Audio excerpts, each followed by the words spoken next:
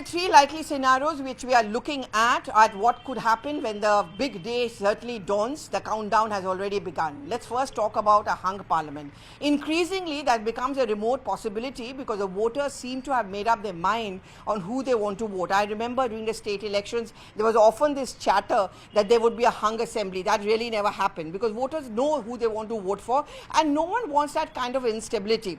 But in case it's a hung one, who can actually get that advantage? See, if you notice the UPA, or rather the India bloc and the Congress party, they are being very careful, not attacking Mamata Banerjee, did not even go to West Bengal to campaign, the Gandhis didn't.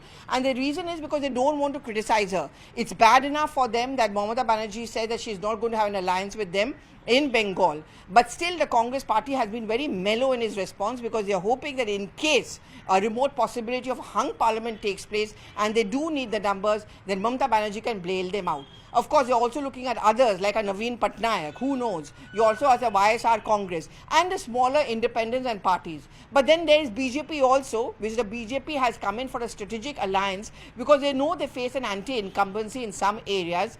So where their numbers could come down, they'll make up with their allies actually performing well. So that is one scenario. The second, of course, is the NDA.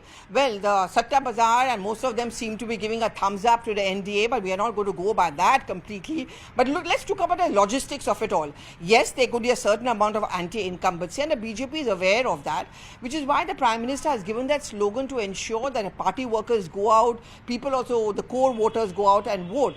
But what the BJP feels it may lose in one or two states, it is going to more than make up in other states, like in Bengal, like in Odisha for that matter, even down south. And in UP, it hopes to better its performance from last time round, riding high on the Ram Mandir issue.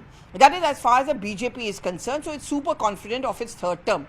But of course, then comes the India bloc. Well, the India bloc is also equally confident. In fact, they've already started drawing up a list of who can be their possible ministers, who can be their leaders. And I just explained why the India bloc is hoping to get the numbers because they feel unemployment, rising prices, and a sense of fatigue could be one reason that they would vote for them. Second, the strategic alliances in some of the states, where if the Congress, for example, doesn't do too well, its ally partner, which may be in power, for example, in Delhi, whereas in Punjab, by that yardstick, they perform well and the entire numbers will then notch up. So these are the various important scenarios that we are all looking at.